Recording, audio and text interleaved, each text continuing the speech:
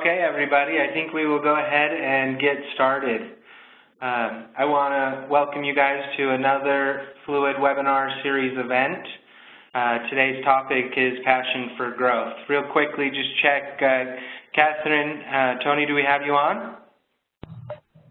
Yes, we are here. Fantastic. So let's just go ahead and jump into it. Today we're going to be talking about how our passions move us to do great things, how Fluid uses passion in its marketing strategies, how our co-presenters from the Community Foundation of Utah use it in their processes and with the nonprofits that they serve, as well as take a look at a few of the local companies that are using passion to drive their business, and give you guys a few ideas on how you can actually use this theme to turn your current audience into buying customers and more engaged customers. It's actually maybe one of the most overlooked topics in our opinion, because benefits really do sell, and features often can separate an audience from a brand. And so that's what we will go ahead and talk about today. We're happy for all of you to have joined us. I want to go ahead and introduce our panel today. Catherine Fife and Tony Mastracci. Did I get that correct? You did. And they are both from the Community Foundation of Utah, a local nonprofit. And as always, I'm your host, Dustin Cederholm. I'll turn it back over to you two. If Catherine and Tony, do you guys want to go ahead and introduce yourselves and tell us a little bit about your background? Yes, well, thank you, Dustin. We're thrilled to be a part of this webinar today, and passion is kind of what we're all about. I think anybody who is in a nonprofit. You have a bit of a reverberation. Are you on speaker? We're just on our. Yeah, we're not even calling through audio. Yeah, we're not calling through audio. We just talking through the computer. Can you?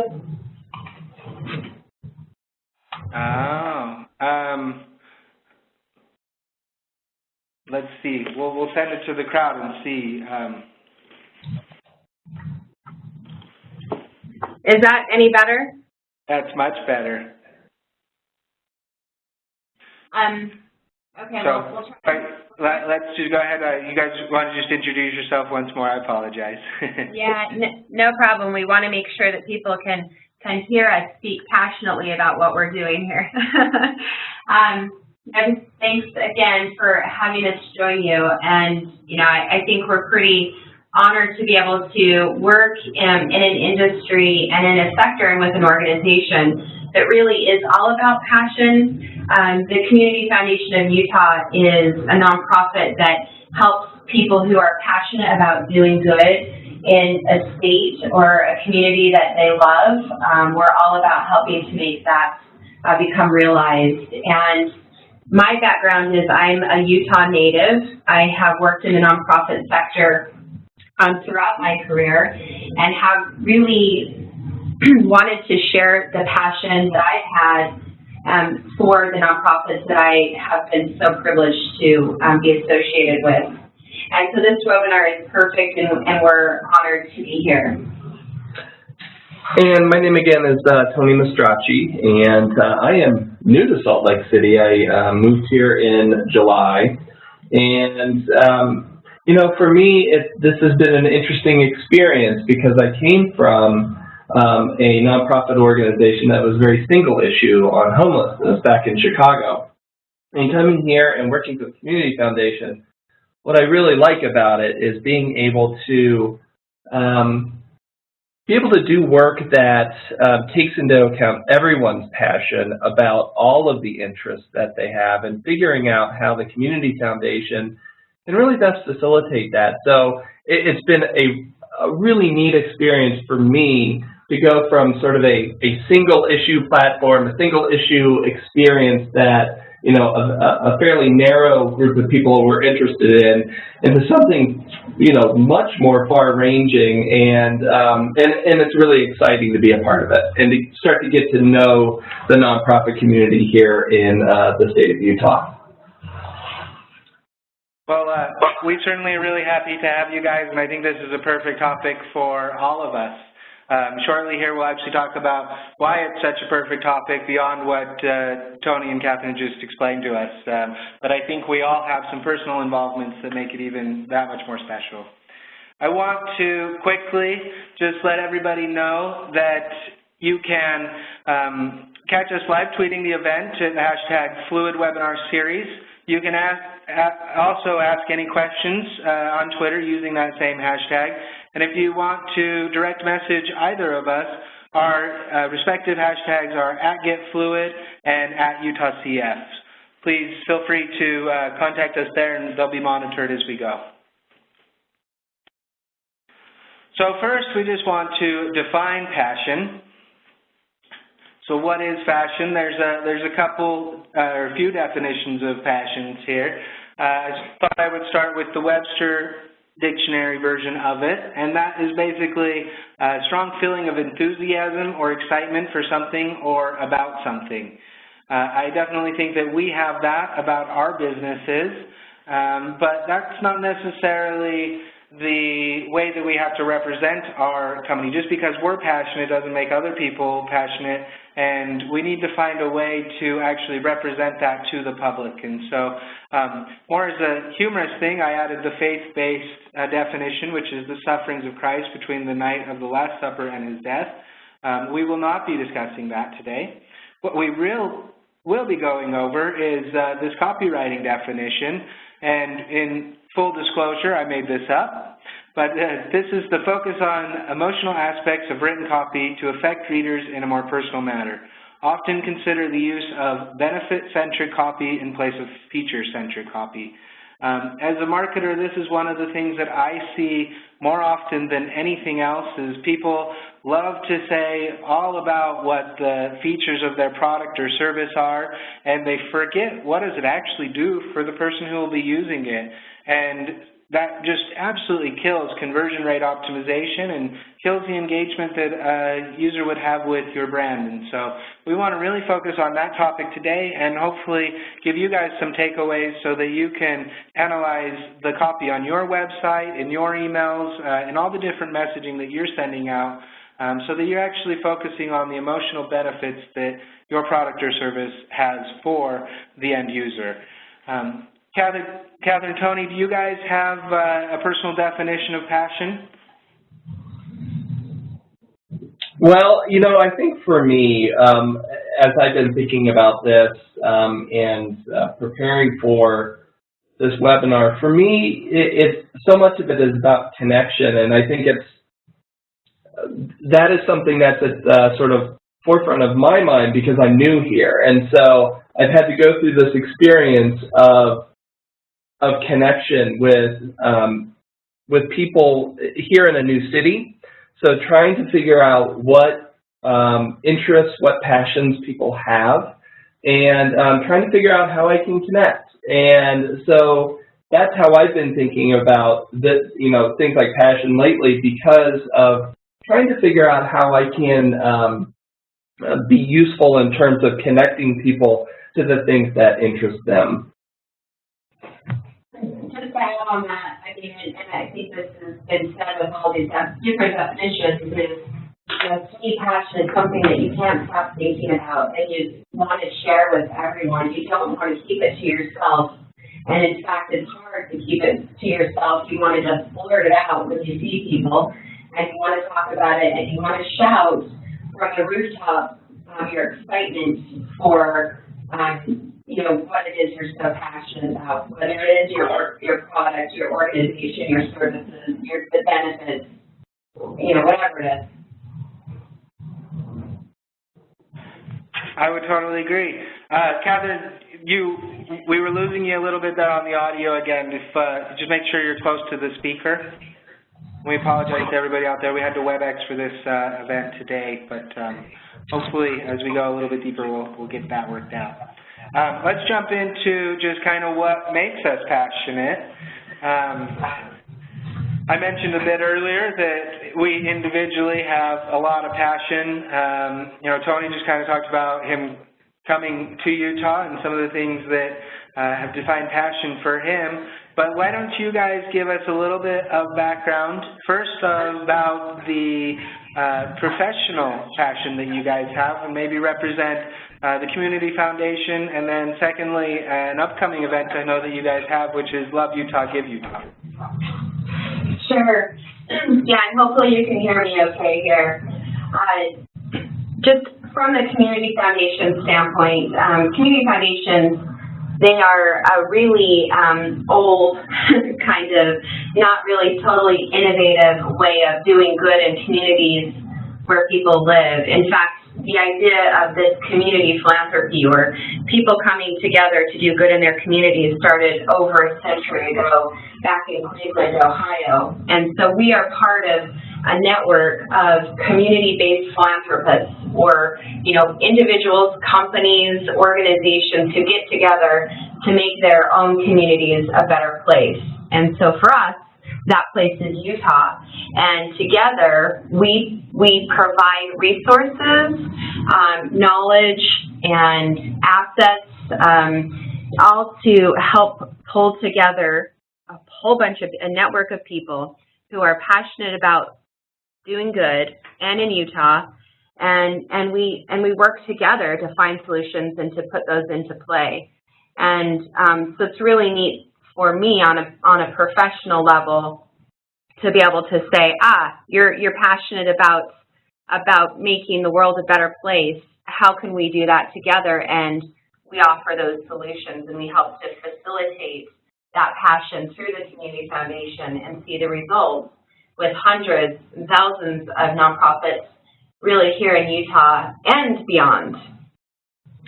Yeah, and one of the really interesting things for me, and what I am sort of both personally and professionally passionate about, is making sure that the nonprofit sector is as strong as possible.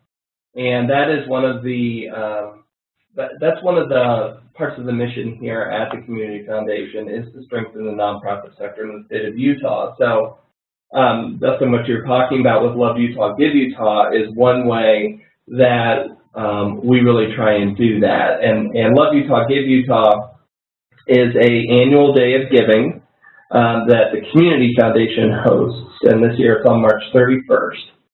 And we host a website, it's a platform in which nonprofit organizations can register, and they can use this platform to talk about their passion. And it is a way for them to tell their story. They can tell their story in a whole lot of different ways. Video, they can talk about it through the way they message their mission, and really try and generate some excitement and some enthusiasm around the work that they do. And we, as the Community Foundation, what Catherine was talking about, we try and facilitate that. And so for us, it's not us telling other people about nonprofits' message.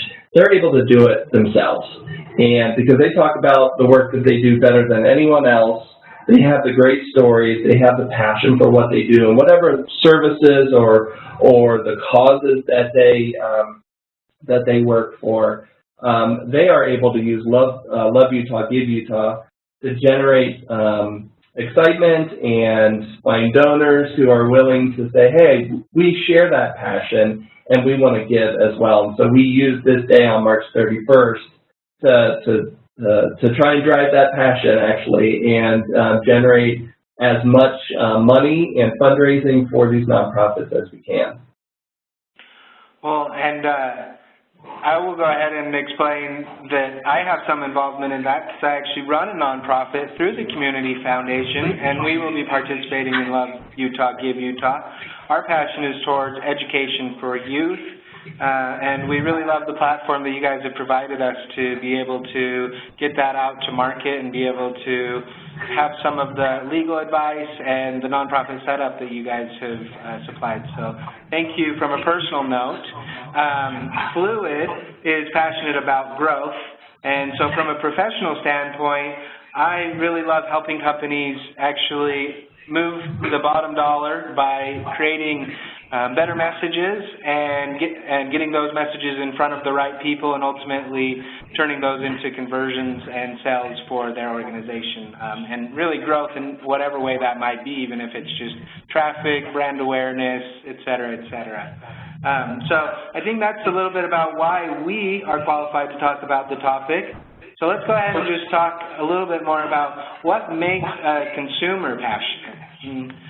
This first slide here I have is understanding what drives a passion. I think this is one of the most amazing things that has hit our society in the last little while. This here is a picture of Black Friday and just the mad rush that brands have been able to create to get people to pretty much forego their family event with Thanksgiving and rush into stores and buy everything they possibly can. And so how do these brands actually develop such a passion that they would want to participate in this? And I want to just quickly touch on the topic I think really drives it all, and it's the concept of features versus benefits. And here I have just a quick comparison slide.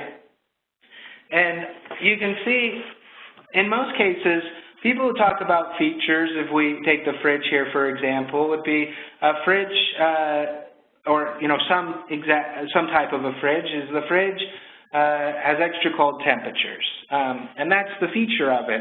But what is the benefit of it? Why would I actually buy that? And so a better way to sell that is the statement to the right, which is it keeps your food cold for longer. Now I can actually emotionally understand why I would want this.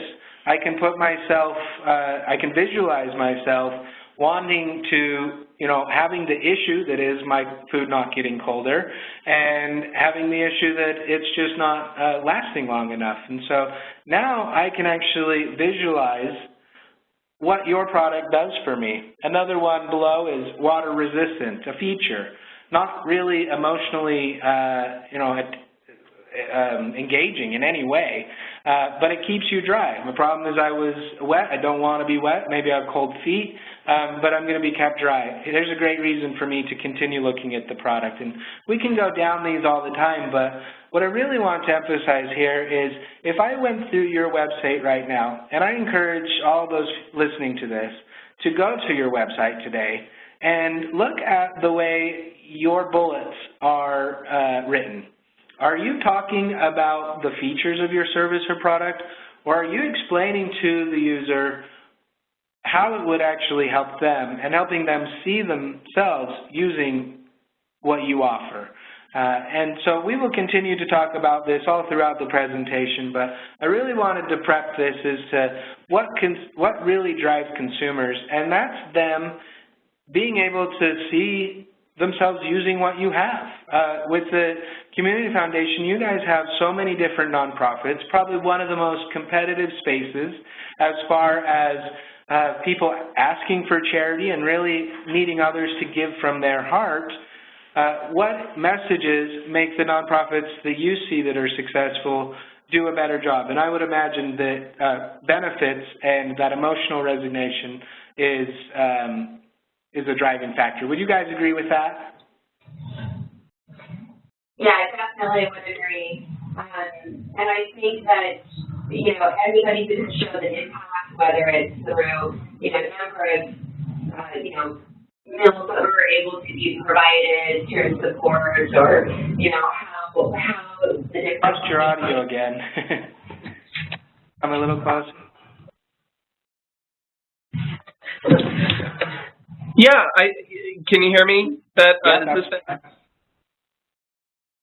So I think for us, it really is that connection. It's the how we can best connect people to their causes that they're passionate about, and it is talking to them in kind of the language that they understand, that is important to them, and for us, we have to understand what that means as well.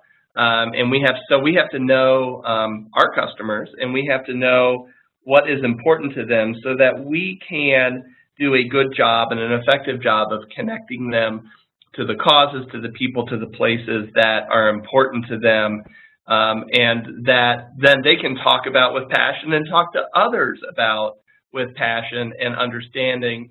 And in a lot of ways, that drives business for us as well. Absolutely. I can kind of see how that would be a symbiotic relationship for you all. Ultimately, for you guys, it's how when nonprofits do well, you guys do well, correct? Oh, absolutely.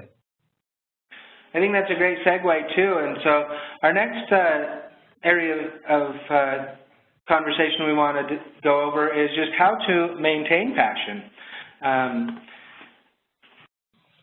I think that strategy is one of the most overlooked aspects of marketing, of business development, pretty much everything in our lives, even to our own relationships and family planning and all of that.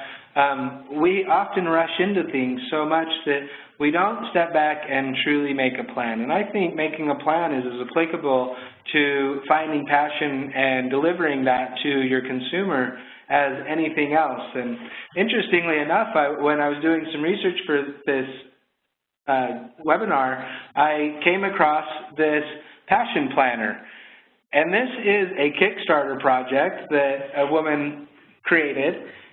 And obviously she found a need for other people to write down and identify what they're passionate about and actually set out times to go and achieve those I guess, desired passion plans. And so this is just an image of that passion planner. And I wanted to turn it back over to you guys again. I would imagine there's a lot of planning that you help with nonprofits as they set up and in finding their identity. Can you maybe walk us briefly through how you guys do that and what some of the benefits of it are? Well, it's interesting, this image. Can you hear me okay? Perfectly, yes. This image is very similar to something we have hanging on our wall here in the office right now, which is I find really interesting because just like this plan, you need to schedule out what kind of messaging is you want to go out, who that messaging is going to go out to, and actually our plan, we have an overall plan of messaging for our whole organization. But since we are really gearing up for our Day of Giving, Love Utah, Give Utah, the plan that I'm referring to is really specific to this campaign, Love Utah, Give Utah. So we have the messaging that we want to have of the overall campaign and just, you know, kind of spark the passion in a general sense. You know, if you love where you live, you know, give where you live, make a difference, some of that general messaging. And then what we do is train and provide resources to nonprofits to help them create their own plan specific to their passion for their organizations. And Catherine, what percentage maybe, or how often do you find that people come to you, they actually have a plan? Very small percentage, hardly. And I think it's just, you know, we're all full of good intentions, right? And we want to have a plan, and we know we should, but sometimes it's harder to make time to, carve out time to make that plan. And then once you have the plan, you have to revisit it and make sure you're following it and you're on track, and modify as new information becomes available along your journey, along the plan. I think what is interesting, though, is that there are some organizations that have been involved with Love Utah, Give Utah for a number of years where this is their big fundraising day. And so they have, I think, come to that realization that there has to be a strategy around it, and they have to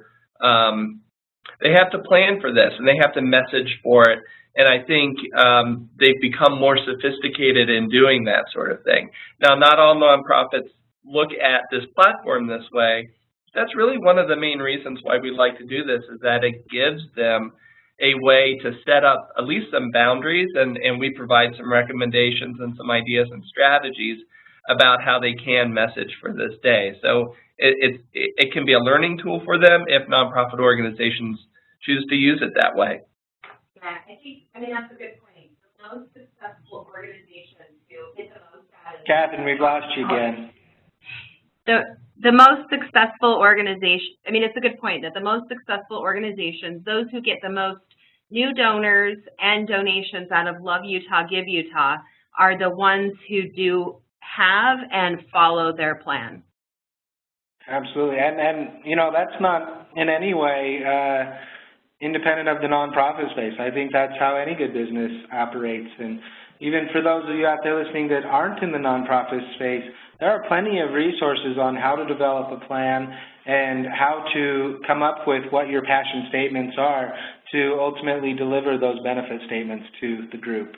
I want to move a little next to those who have created a plan and maybe successfully launched a product or service or had maybe a successful year as a nonprofit as they get up and going.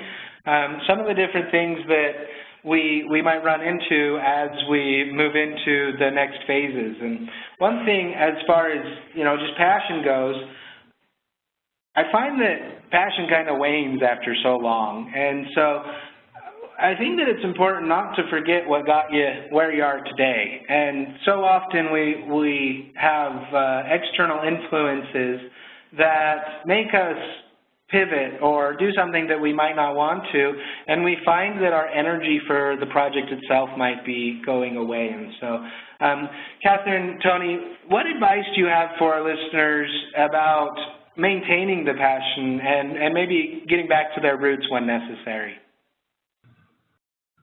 Yeah, that's a good question. I think part of it is the consistent messaging. One of the things that we've had to do here, going back to Love Utah, Give Utah, is we went through a rebranding in 2015. And so this year is a bit of a reinforcement for that rebranding. We're trying not to change things too much. We want to make sure that the nonprofit organizations that have been participating are comfortable with everything, that it's familiar, because I think that can help with the branding. And frankly, last year's event was pretty successful, so we don't want to change too much, but it's also keeping things fresh as well. And so it's trying to identify different kinds of media strategies and messaging strategies, and taking into account new technologies that might be helpful in terms of getting their message out. So sometimes it's a balance between what's been working, but also trying to identify things that might be able to enhance the messaging or the communications or the passions that you bring. Just to add to that, I can be year after year, Love Utah, Give Utah. You can kind of, as a person who is running the program, it can get a little, like you said, your passion can wane. And what reinvigorates me is to look back at kind of our client comments that they share with us year after year. And in fact, nothing gets me more passionate than reading a nonprofit who says, this Love Utah, Give Utah, this program, this campaign was life-changing for our organization. It took us to the next level. Or, the success stories of how many new donors they did receive, or how instrumental or how such a big part of this organization or this campaign is to their organization.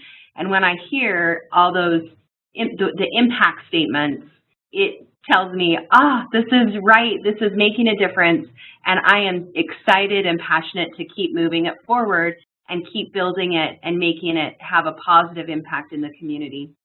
And that is a great point, Catherine, and a great tool for those of us out there to make sure that we do have a follow-up survey to understand what did work and what didn't work, what messages may have resonated and what may have fallen a little bit flat.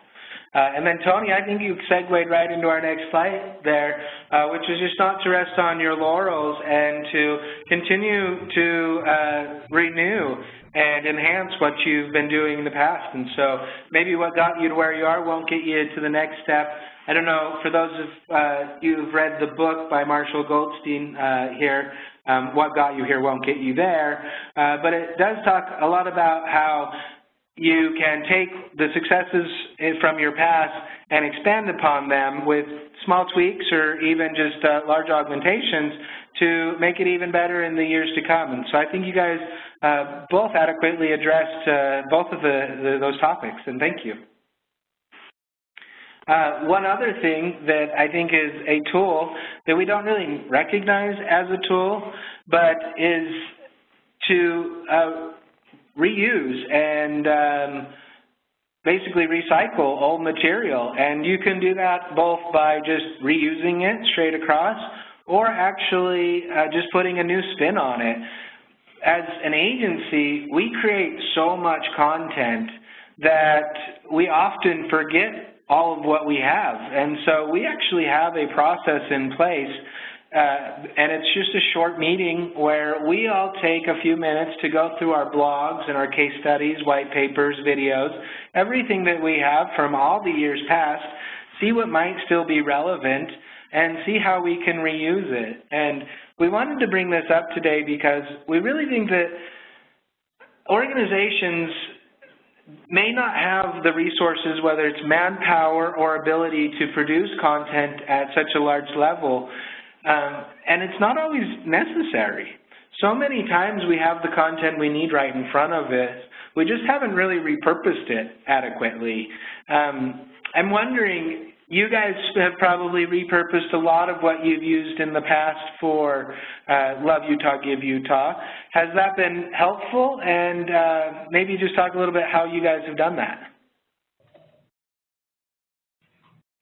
Yeah, we've done both. We've, you know, it's always what I think is great to look upon. You know, it's an annual event, so you have to dust off the cobwebs, and you get this really great idea, and we actually then look back into our marketing folders, the content of our email, our copy, and say, oh, yeah, we have some good messaging. Let's just tweak it a tiny bit here, and it's good to go.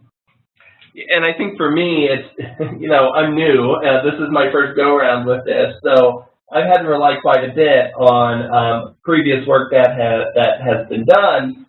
But, you know, it's also trying to figure out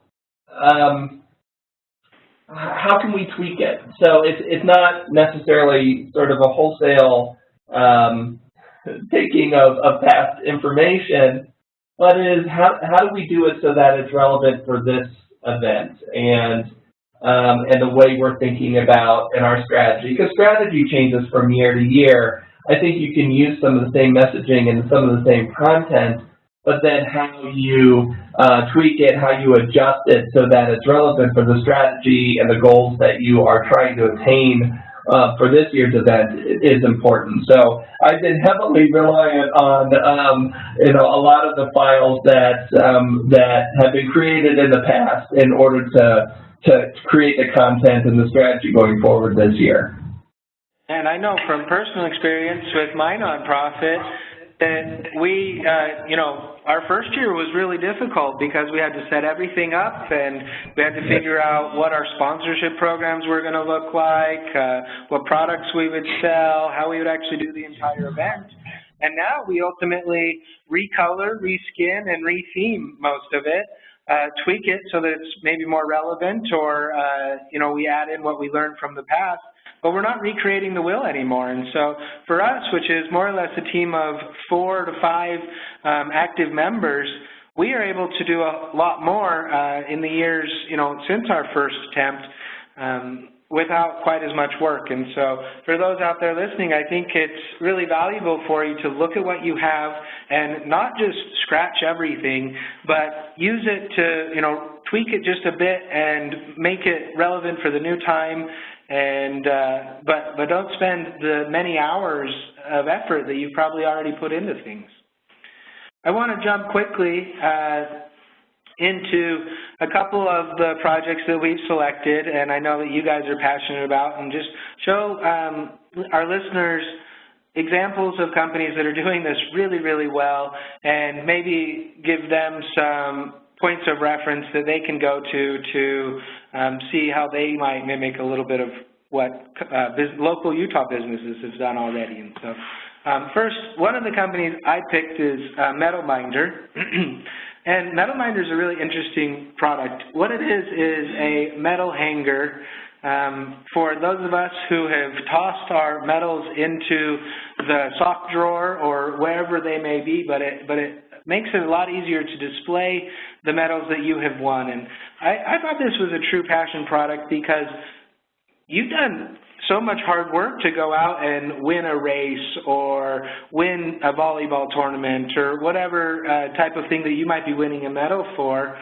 And you have so much passion around that that you do want to display it to people. And so where we talked a lot about how people should, or how brands should be messaging, I thought this was an interesting spin on how they've tapped into people's passions about the activities that they've done and offered a product for them to use. And so I thought that was a really interesting concept of how they didn't really look at what can we offer, but what is our consumer doing and what are they trying to promote, and maybe they don't have the best ability to do that.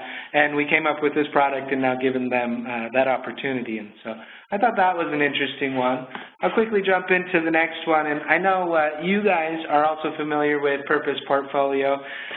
They are one of my favorite local companies just because they obviously have the passion for nonprofit space. And what Purpose Portfolio does is they come into a business and they help them both, I guess, vet different nonprofits that are out there to make sure that they are a valuable opportunity for the company, as well as put in place different processes for businesses to extend, I guess, nonprofit and profit sharing and donation abilities to their employees so that they can do, you know, payroll deductions or giving days, different things like that.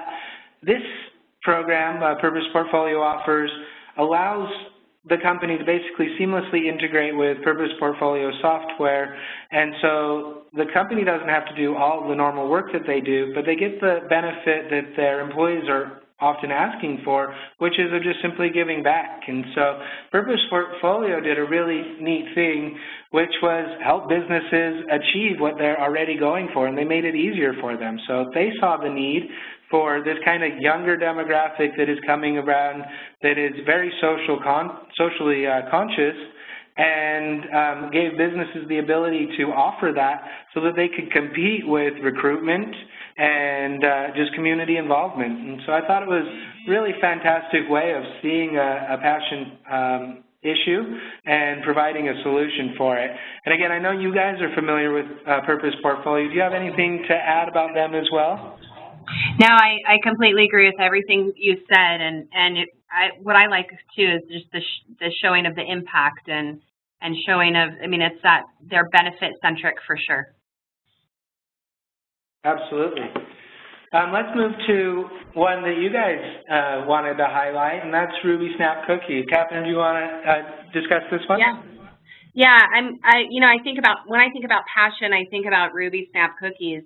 You know, you can buy cookies almost anywhere, but these cookies, if you've had them, you know, they're really delicious, but they're also very expensive. And so what happens is that Ruby Snap has really gotten some passionate, loyal customers, and they can't help but talk about these delicious cookies and bring them to other people to enjoy. And really, they have been so successful just because of the passion around their brand and how passionate their customers get about the cookies they sell.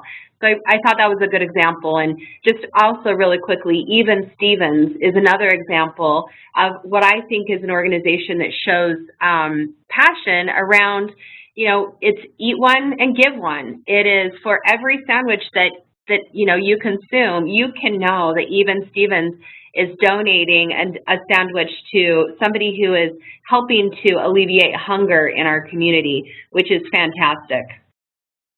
Absolutely, and I mean, in a space, a very competitive space that is the kind of fast food, maybe kind of more gourmet fast food area, but they already have branched out and have another location when most restaurants don't even make it past their first year. So obviously this passion model has affected how the consumer is actually viewing them and inspired them to choose them over some other comparable option. Yeah, and they do a really great job of showing the impact too. And you know, it's not just, oh, I think that they help nonprofits. They communicate back with their customers on the number of sandwiches that they've given and who they've given them to. And so you can really, you know, that circle is complete, and you know that the good that's being done just because you're a customer of Even Stevens. Absolutely. I think these are all just amazing examples, and if anything, they show that passion is profitable. I want to quickly just summarize what we've gone over. I mean, passion in business and marketing is when we focus on benefits over features and go after the emotional ties that our products and services provide to our end users. Making a plan is probably one of the most essential and more overlooked aspects of business, as we kind of discussed, and so few people are doing it. We really encourage everybody out there to just sit down. It can, 30 minutes of a deep thought can really lead to a much more effective campaign and a much more engaged strategy, both for those of you who are executing that strategy and those of you who are interfacing with that strategy. Don't stop doing what you did to be successful, but don't get stuck in the same strategy year after year. Feel free to look back at the work you've done and reuse, repurpose. And lastly, take a look at the brands around you. See what elements that they have that you can incorporate into your own programs. And you know, it's okay to steal from time to time. Obviously, you want to put your own spin on everything, but there are so few original thoughts left over in the world that it's almost necessary at this point to go after these. And so I want to just end the full presentation at this point. We are going to take just a few minutes to answer a few of your questions that have come in.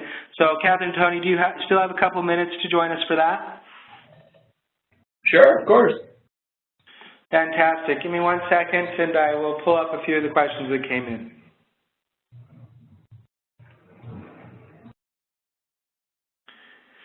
Okay. One of the first questions is, how do you help develop passion in your employees? Do you guys want to take a first stab at that? That's a really good question.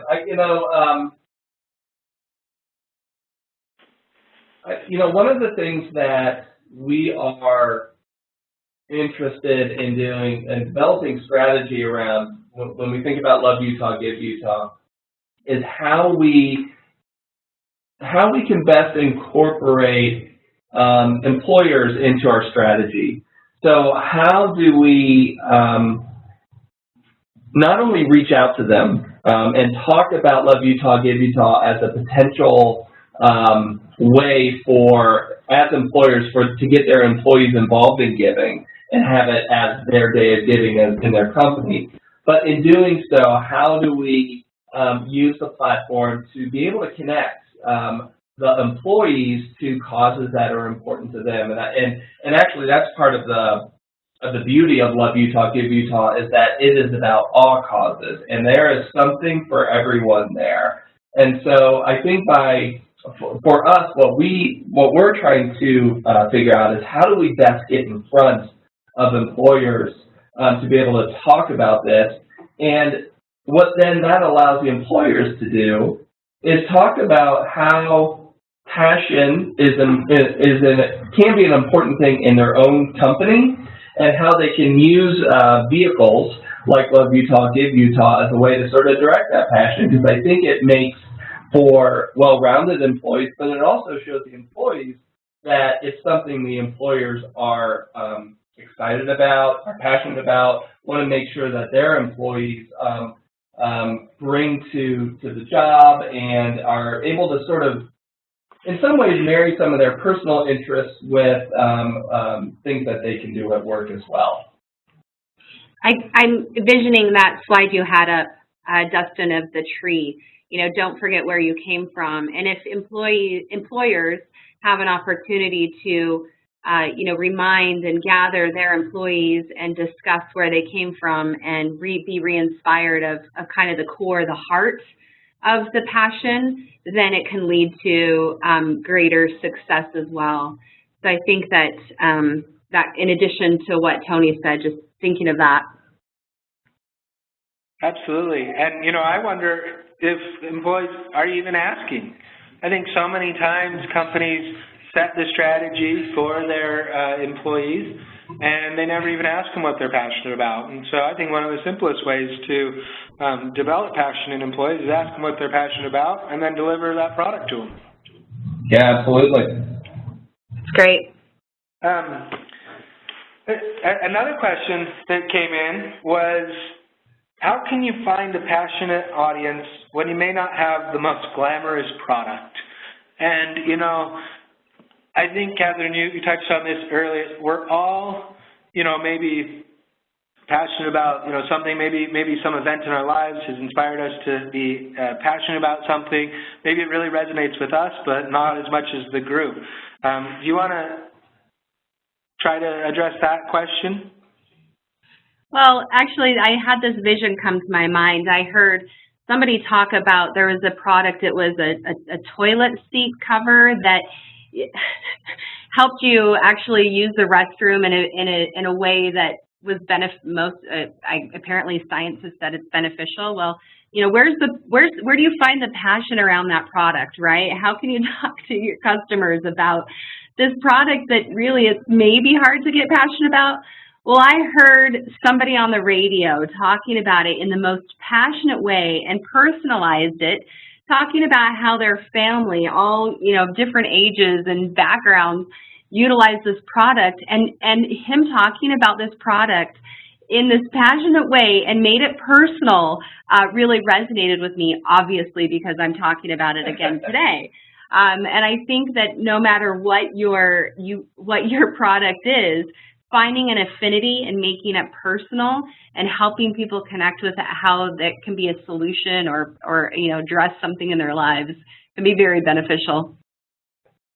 That is a fantastic story.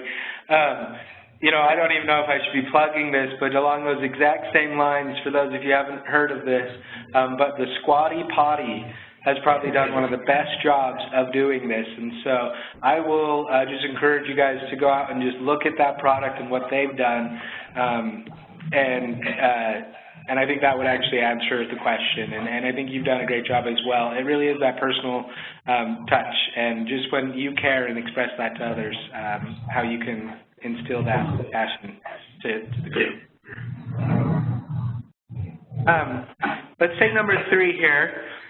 How do you tap into the emotional impact of an audience? I think the last part, it seems hard to connect with them. Tony, you want to take that one? Sure. I think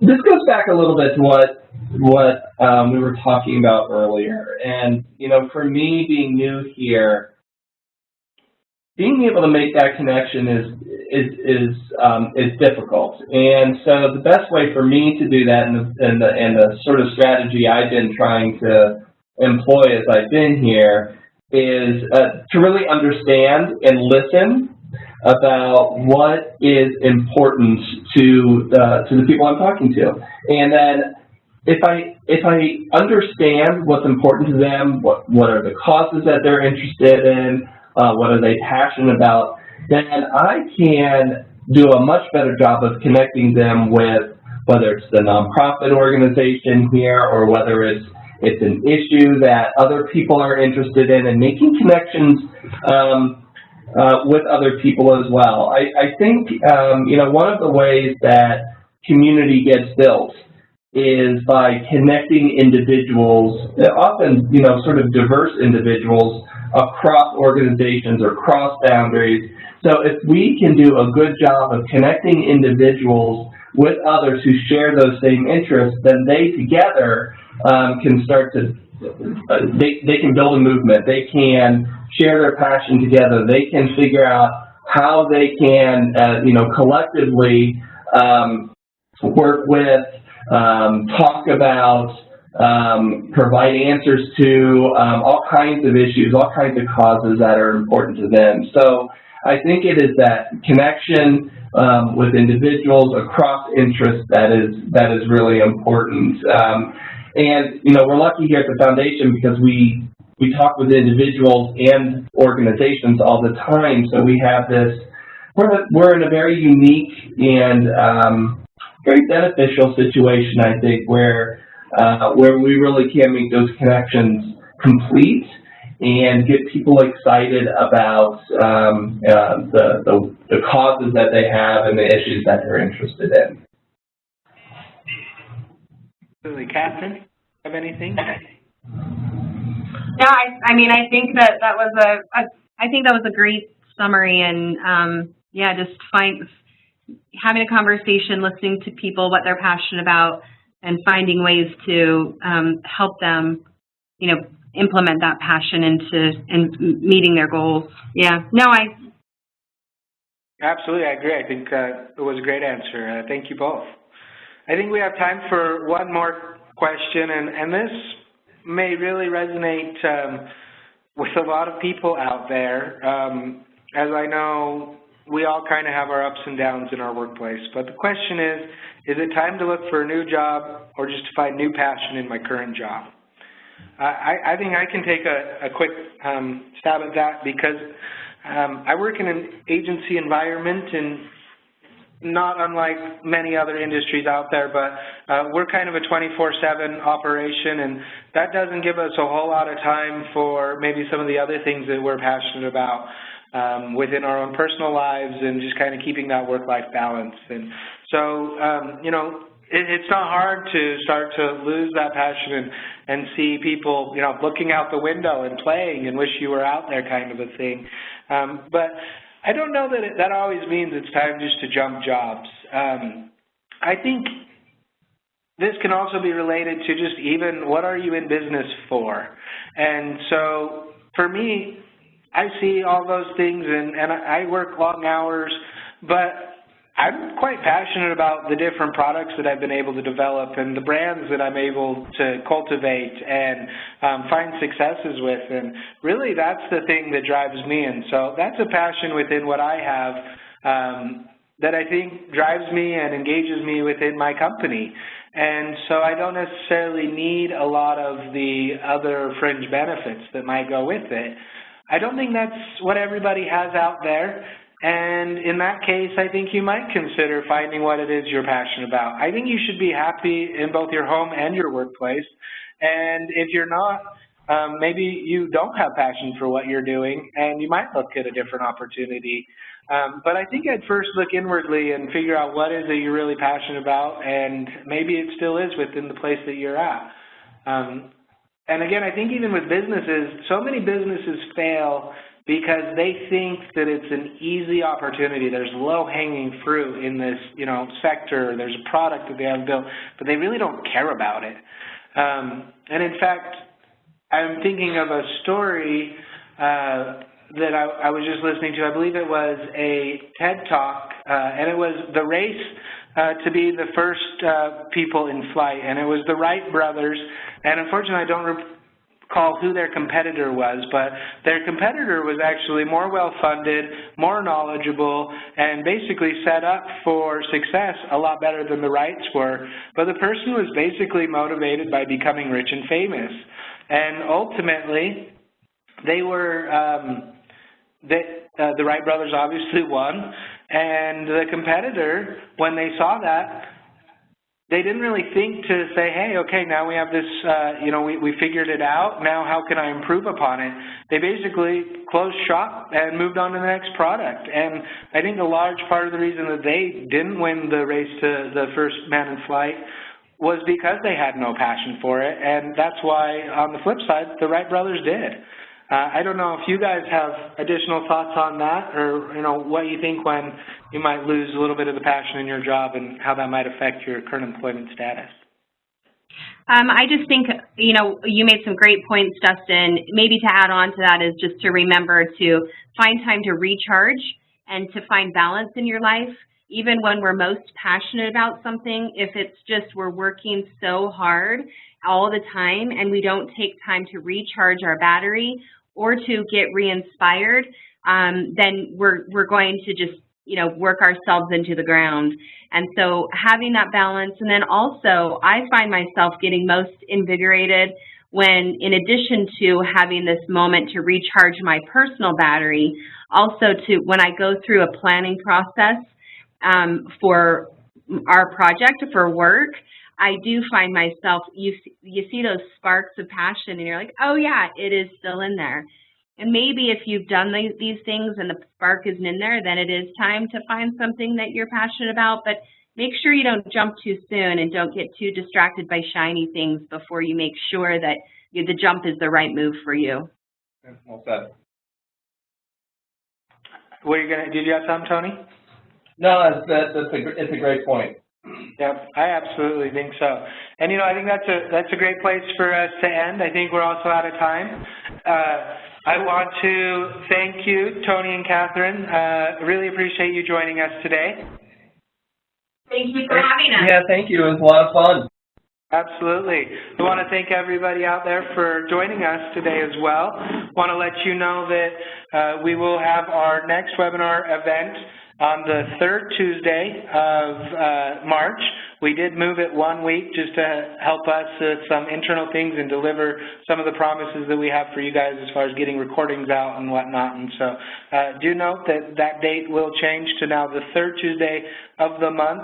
Our topic next month will be automation. I'm really excited about it because I think we're going to teach you some tools as well as some tips and tricks that will help you do a whole lot more with the resources you currently have. You won't need to, you know, add that head count or additional, you know, budget resources, and there's some really cool ways that you can do this within the marketing world. So we hope you will join us for that. As always, if you have any additional questions or want to contact us, you can reach out at the #FluidWebinarSeries, and you can reach us individually again at GetFluid and at UtahCF. Once more, thank you, and everybody have a nice day.